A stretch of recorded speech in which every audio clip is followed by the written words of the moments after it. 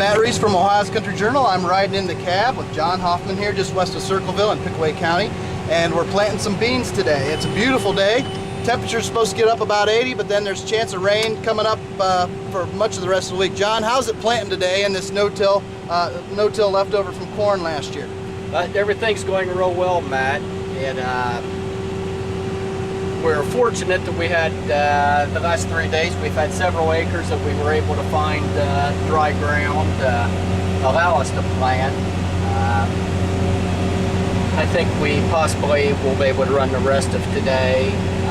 And obviously the rain's scheduled for tonight, but we're happy getting in what we've had the last 3 days. There have been challenges getting in between the rains, and you do work some of that ground going to corn, and that's really helped you get an extra day jump to get some acres in, right? Yes, we're minimum till on our corn. And of course I think we finished planting corn roughly on the 28th of April, I believe, 28th and 29th. And working the ground really helped us get a few extra days of the drying. So our corn is planted. The biggest part of it's emerged or spiking through, so we're happy with that. The ironic thing is that the corn could use a small amount of rain, as opposed to trying to plant our soybeans. We obviously don't want any more rain for the next several days, but unfortunately Mother Nature's got different plans. Another thing about the bean crop we've been talking about a little bit today is that you want to plant some early maturities to help get the beans harvested so you can get some wheat in the fall, and wheat's an important part of your operation. How does wheat and all that fit in? We've always planted wheat. I mean, for as long as I can remember, wheat's been a very popular crop on our farm.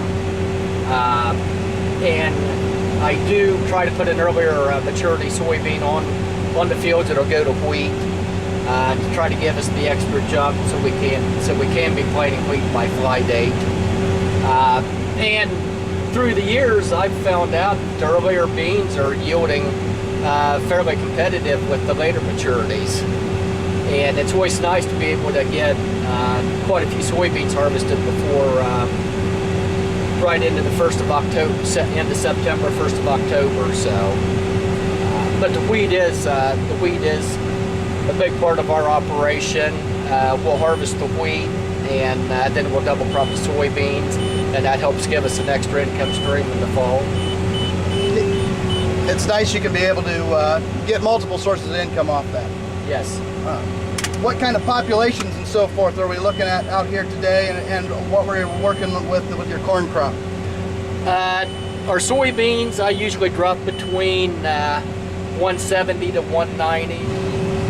Right now I'm dropping 175,000, and my beans are treated with fungicide and an inoculant.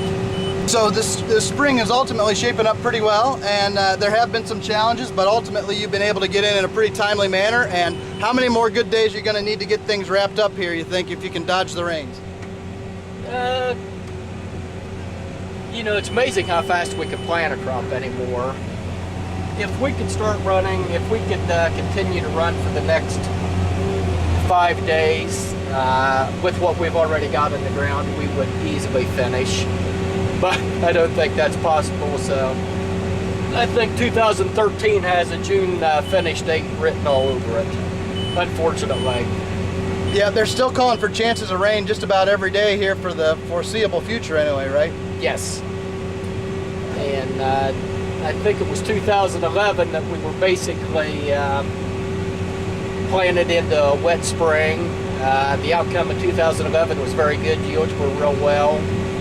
So if that's any indication, I'll definitely take a wet spring versus the dry spring we had in 2012. Great, this is Matt Reese, and I've been talking with John Hoffman, and we're planting beans in Pickaway County. Thank you, John. Thanks, Matt.